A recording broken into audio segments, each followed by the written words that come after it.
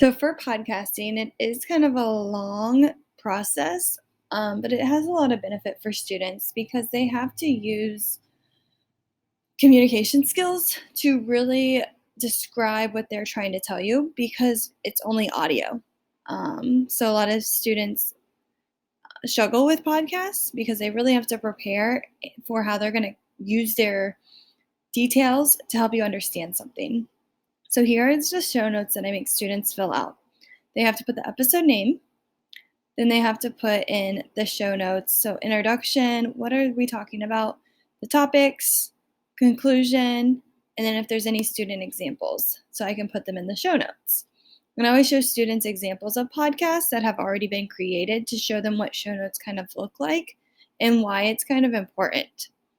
And so then I try to tell them, let's do 10 minutes or less because I want them to be quick and to use the most important information in their podcast. A lot of our podcasts are less than 5 minutes.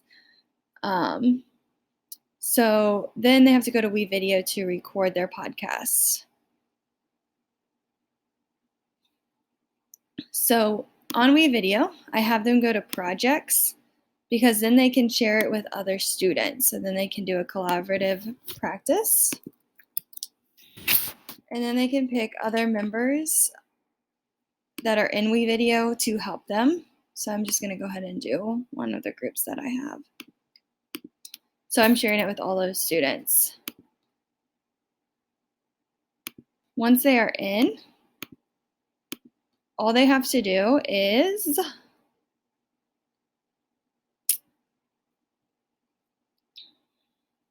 go to the folder with the star on it and click the microphone. And then they hit the red and it's going to start recording. So then they would do the intro. So then they would do the intro for their video. Once they're done, they're going to hit stop, the check mark, and then their audio's in video. Once they're done, they hit finish. I do allow students, if they want to use music, but I remind them that they need to turn the music down because if not, then we can't hear them. Once they're done, they hit finish. Set. And then they'll send me the link. They also save it to their drive. And there's a link that pops up when the video is all done. Their job is to send me the show notes and the link in an email. So this link right here, the students would copy and paste that to an email along with their show notes, and they would send that to me. Once I have reviewed the podcast and I know everything is good to go, students then I download it and I go to Podbean. On Podbean, the reason I use Podbean is because you need I think it's called an RSS feed. And so you just paste that in there once you start that in Podbean. I think you can find it in settings. And then you have to wait 24 hours for it to be approved. So here's my RSS feed. So I had to copy that into iTunes. You have to have an episode 2 because they want to approve your content. And so then once I got that, I have our PLSD Middle School Chats podcast. So here's our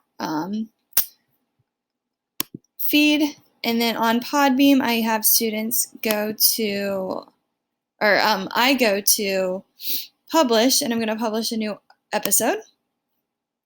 I would title it, and I would upload our audio. So I upload the audio here, publish it. I add the show name, and I also add the show notes. Once that is live in Podbean, so as you can see, all of these have been published.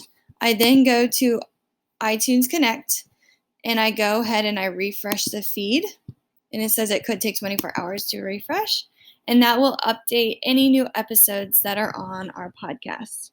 Again, it's a lot of steps, and it took me probably a long time to get this up and running. I also had students, there's a lot of pieces to a podcast. I had students that created the artwork for our podcast. I've got students that want to make an intro, so you could have them do that. There's a lot of different responsibilities and jobs that students can do using a podcast. If you have any questions, don't hesitate to reach out to me. Thank you.